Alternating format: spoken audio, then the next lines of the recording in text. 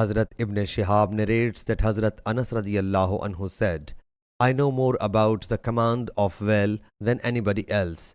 Hazrat Ubay bin Ka'b radiyallahu anhu would ask only me about it. When Allah's Apostle sallallahu alaihi wasallam awoke in the morning after marrying Hazrat Zainab radiyallahu anha, he sallallahu alaihi wasallam married her in Medina Munawwara. He sallallahu alaihi wasallam invited the people to a meal when the sun rose higher. So he sallallahu alaihi wasallam sat there and some people sat beside him sallallahu alaihi wasallam, whereas most of them had left after eating meal, until Allah's Apostle sallallahu alaihi wasallam got up and walked away, and I set out with him as well. We reached the door of Hazrat Aisha's chamber. He sallallahu alaihi wasallam then thought they had gone, so I returned along with him, but they were still sitting at their places. He sallallahu alaihi wasallam thereupon returned, and I returned along with him a second time until we reached the door of Hazrat Aisha's chamber.